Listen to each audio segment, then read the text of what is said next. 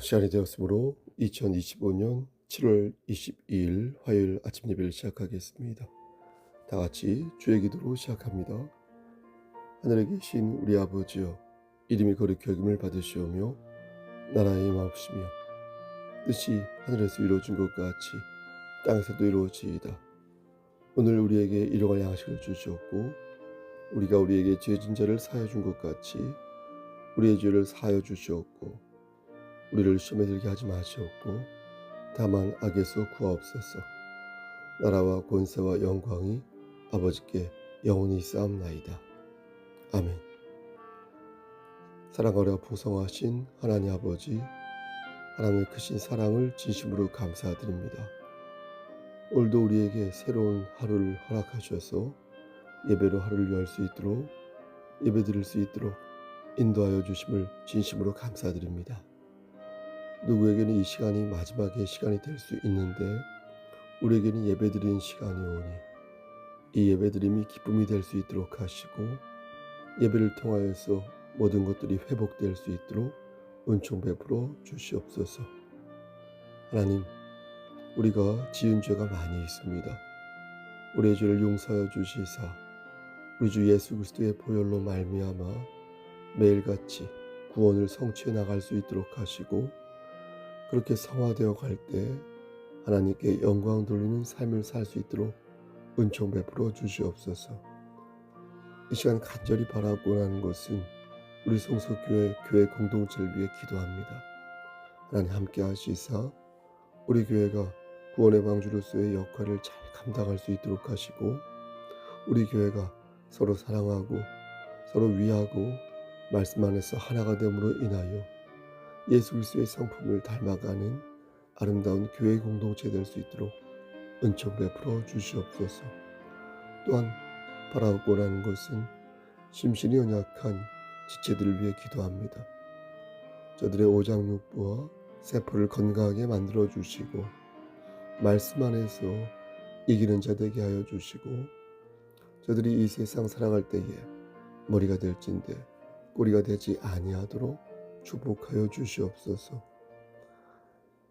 하나님의 백성으로서 정말로 하나님께 영광 돌리는 삶을 살 수 있도록 하시고 저들이 우리가 우리 주 예수 그리스도 안에서 아름답게 구원을 성취해 가면서 열매 맺는 삶이 될 수 있도록 하나님 은총 베풀어 주시옵소서. 하나님, 우리의 자녀들을 위해 기도합니다. 저들에게 아브라함에게 허락하신 믿음과 솔로몬에게 허락하신 지혜를 허락하시사 하나님과의 인격적인 교감 속에서 나날이 발전되어져 가는 귀한 지체들 될 수 있도록 하시고 역시 이 세상 살아갈 때에 하나님께 영광을 돌리며 살아가는 귀한 영혼들 될 수 있도록 주여 그들의 삶에 끝까지 함께하여 주시옵소서. 군 복무 중인 윤영이와 성현이에게도 함께 하시고 늘 장중에 붙잡아 주시옵소서. 모든 말씀 예수 그리스도인 받들어 감사하며 기도드렸사옵나이다. 아멘. 하나님 말씀 보겠습니다. 데살로니가 전서 4장 13절에서 18절 말씀입니다. 데살로니가 전서 4장 13절에서 18절 신약성경 재성경으로 331쪽입니다. 봉독합니다. 형제들아, 자는 자들에 관하여는 너희가 알지 못함을 우리가 원하지 아니하노니 이는 소망 없는 다른 이와 같이 슬퍼하지 않게 하려 함이라. 우리가 예수께서 죽으셨다가 다시 살아나 심을 믿을진대 이와 같이 예수 안에서 자는 자들도 하나님이 그와 함께 데리고 오시리라. 우리가 주의 말씀으로 너희에게 이것을 말하노니 주께서 강림하실 때까지 우리 살아남아 있는 자도 자는 자보다 결코 앞서지 못하리라. 주께서 호령과 천사장의 소리와 하나님의 나팔 소리로 친히 하늘로부터 강림하시리니 그리스도 안에서 죽은 자들이 먼저 일어나고 그 후에 우리 살아남은 자들도 그들과 함께 구름 속으로 끌어올려 공중에서 주를 영접하게 하시리니 그리하여 우리가 항상 주와 함께 있으리라. 18절. 그러므로 이러한 말로 서로 위로하라. 아멘. 하나님, 이 말씀을 들어 사용하여 주시옵소서. 예수님의 이름으로 기도드렸습니다. 아멘. 어른과 어린아이의 차이점은 여러 가지가 있겠죠. 하지만 가장 큰 차이는 생각의 깊이에 있을 것입니다. 어른은 생각이 깊지만 어린이는 아무래도 생각이 깊지 않습니다. 청소년은 아무래도 어린이보다는 생각이 깊지만 일반적으로요, 어른에 비하면 그 역시 생각이 깊지 않습니다. 그럼 생각의 깊이는 어떻게 결정되는 것일까요? 이 또한 여러 방편이 있겠지만 가장 큰 것은 아마도 경험일 것입니다. 그래서 우리는 경험이 지긋한 사람을 단순히 연령이 높다고 말하지 않고 연륜이 느껴진다, 이렇게 말하는 것입니다. 연륜에서 륜은 둥근 바퀴라는 뜻인데 여러 해 동안 구르고 또 굴러서 경험이 쌓이면 삶을 보는 시각이 엄중해진다는 것입니다. 그걸 경험한 바 있기에 경거망동하지 않고 차분히 그 본질을 꿰뚫어 볼 줄 안다는 것입니다. 그러니까 꼭 문제를 해결하지 못해도 어떻게 그것을 극복하고 받아들여야 하는지 알고 있다는 것입니다. 하지만 모든 어른이 그것을 깨닫는 것은 아닙니다. 그것을 알려면 자신의 경험을 바르게 해석할 줄 알아야 하는데 똑같은 경험을 하고도 누구는 그 경험을 잘 살리지 못하고 누구는 그 경험을 잘 살리는 것을 보게 되는 것입니다. 그럼 어떻게 해야 우리는 현명한 어른이 될 수 있을까요? 바꿔 말씀드려서 어떻게 해야 우리가 경험하는 여러 가지의 것들을 바르게 해석하고 그것을 우리의 삶에 적용할 수 있을까요? 우리가 하나님 말씀에 주목하는 이유는 하나님 말씀이 허투루 쓰인 게 아니라 다 이유가 있기에 그런 거 아니겠습니까? 모든 작품에는 작가의 의도가 들어있는데 하나님께서는 성경을 통해 당신님의 뜻을 계시하신 것입니다. 그렇게 특별하게 계시하신 것을 인간이 모른 척하거나 소홀히 여기면 그것처럼 안타깝고 어리석은 일도 없는 것입니다. 하나님께서는 우리를 세우시기 위해 말씀을 남기셨지 우리를 쓰러뜨리기 위해 남기신 것이 아닙니다. 그러므로 우리는 하나님 말씀에 우리의 경험을 포개어 내가 지금 경험한 어떤 사실을 바르게 이해하도록 힘써야 할 것입니다. 그렇게 할 때 우리의 연륜이 쌓이고 우리가 경험한 여러 일들 속에서 하나님의 뜻을 발견할 수 있을 것입니다. 그렇게 되면 우리는 보통의 사람과는 차원이 다른 연륜을 갖게 되어 안팎으로 인정받는 그리스도인이 될 수 있는 것입니다. 오늘 본문에서는 이렇게 안팎으로 인정받는 그리스도인을 뭐라고 표현하냐면 소망이 있는 자다, 이렇게 말씀합니다. 소망이 있는 자. 바꿔 말씀드리면 하나님의 뜻을 신경 쓰지 않고 세상의 논리만을 붙잡고 사는 사람들은 무엇이 없다? 소망이 없다. 소망이 없는 사람이 되는 것입니다. 사도 바울은 소망이 있는 자가 소망이 없는 자처럼 사는 것을 원치 않으니 그런 식으로 살지 말 것을 권면하였습니다. 그럼 대체 데살로니가 교회에 무슨 일이 있었길래 소망이 없는 자처럼 살게 된 것일까요? 그들은 부활 신앙을 가지고 있었으면서도 그 신앙을 자신의 믿음과 결부하지 못했습니다. 여러분, 구슬도 꿰어야 보배인 거 아니겠습니까? 그런데 구슬을 가지고도 그걸 꿰지 못하여 부활에 관한 잘못된 생각을 가지고 있었던 것입니다. 그러니까 소망이 있는 사람은 예수 그리스도의 부활을 믿는데 저들은 소망이 있으면서도 그 부활을 자신들의 부활까지 연계하여 생각하지 못했던 것입니다. 그러다 보니 이미 죽은 자신의 형제 자매와 지체들을 생각하면서 소망이 없는 자처럼 심히 슬퍼했던 것입니다. 바울은 그 모습을 보고 12절에서 형제들아, 자는 자들에 관하여는 너희가 알지 못함을 우리가 원하지 아니하노니 이는 소망 없는 다른 이와 같이 슬퍼하지 않게 하려 함이라, 이렇게 말한 것입니다. 사도 바울은 데살로니가 성도들을 보면서 부활 신앙을 다시 가르쳐야겠다고 판단했고, 왜 슬퍼해도 아주 슬퍼하면 안 되는 것인지, 왜 그럴 필요가 없는 것인지 그 이유를 오늘 말씀으로 가르친 것입니다. 그럼 바울은 어떻게 이런 사실을 알았던 걸까요? 당연히 예수님께서 가르치셨죠. 고린도후서 12장 1절부터 15절까지 말씀을 보면 바울이 넷째 하늘에서 본 환상 이야기가 나옵니다.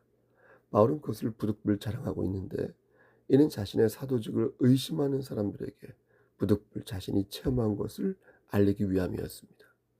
하지만 바울은 셋째 하늘에서 본 내용을 자세히 말씀하지 않는데, 이는 자신이 부득불 자랑을 하지만 어리석은 자가 되어 교만하다는 소리를 듣거나 혹은 분쟁의 빌미를 제공할 수 있기에 더 말할 것이 있었음에도 말하지 않겠다, 이렇게 말한 것입니다.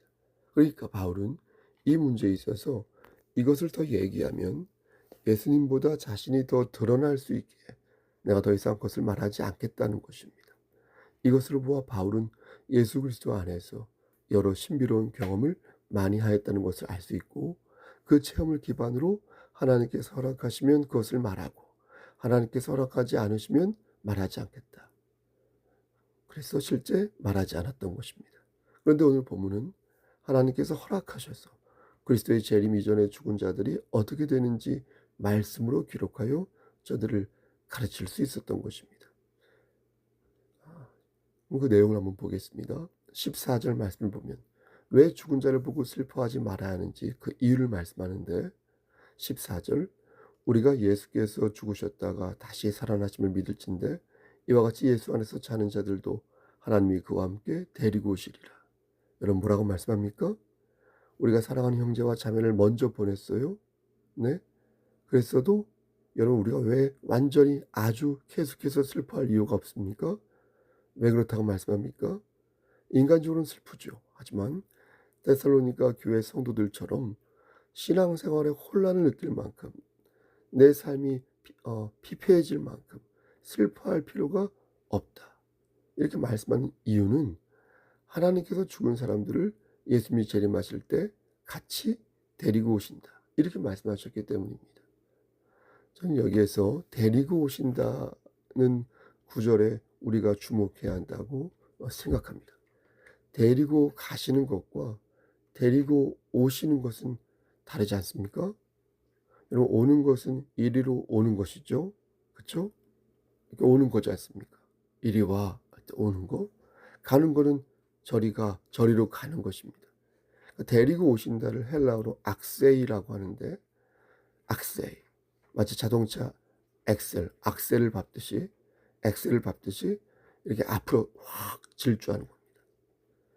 이걸 왜 구분해서 이해해야 하냐면 오시고 나서 다시 가시기 때문입니다. 그러니까 머릿속에 그림을 그릴 때 두 가지 그림을 나누어서 그릴 수 있다는 것입니다. 마지막 날에 예수님께서 이 땅에 재림하시는데, 여러분 머릿속에 그림을 그려보십시오. 그때 예수님을 보내시는 분이 바로 하나님이라는 것입니다. 성부 하나님. 예수님이 그냥 혼자서 가야겠다고 해서 오시는 게 아니라 성부 하나님께서 가라고 하셔서 가실 수 있다는 것입니다. 그럼 무슨 근거로 제가 이렇게 말을 할 수 있는가? 예수님 말씀을 근거로 말씀드릴 수 있습니다. 마태복음 24장 36절 말씀 보면 예수님께서 천지가 없어질 것이다, 이렇게 말씀하시며, 그러나 그날과 그때는 아무도 모르는데, 천사도 모르고 예수님 당신도 모르고 오직 성부 하나님 아버지만 아신다, 이렇게 말씀하십니다.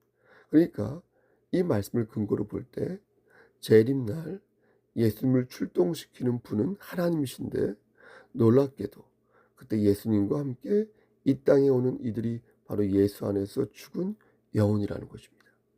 우리 어머니, 우리 아버지가 They are to yes, 즉 예수 안에서 예수로 말미암아 주님과 함께 이 땅에 온다는 것입니다. 그러니까 걱정하지 말라는 것입니다. 15절에서 말씀한 것처럼 우리가 살아남아 있는 자보다 그렇게 죽어서 예수님과 함께 이 땅에 올 영혼들이 더 기쁜 존재이니까 걱정을 붙들어 매라는 것입니다. 살아남아 있는 자는 결코 앞서지 못한다는 말이 그 말인 것입니다.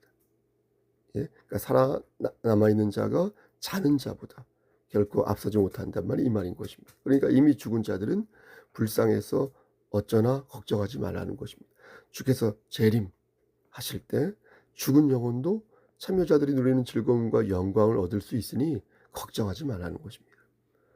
그럼 그렇게 온 죽은 영혼들은 어떻게 되는 것입니까? 16절에서 주께서 호령과 천사장의 소리와 하나님의 나팔 소리로 친히 하늘로부터 강림하시리니 그리스도 안에서 죽은 자들이 먼저 일어나고, 그러니까 죽은 자들이 먼저 일어난다. 예수님과 같이 온 죽은 영혼들이 자신의 육체와 만나 먼저 부활한다는 것입니다. 올 때는 영혼만 왔는데 갈 때는 영혼이 육신과 결합하여 살아있는 사람들보다 먼저 부활한다는 것입니다. 그리고 그 후에 살아남은 자들도 그들과 함께 어떻게 됩니까? 구름 속으로 끌어올려 공중에서 우리 주 예수 그리스도를 영접하게 된다는 것입니다. 그러니까 데살로니가 성도들이요, 성석교회 성도들이요, 너희는 이 말씀으로 위로를 받으라는 것입니다.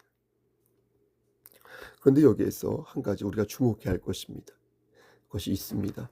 그것은 바로 17절 중반에 나오는 말씀인데요. 우리가 왜 부활을 해야 하는지 그 이유를 아는 것입니다.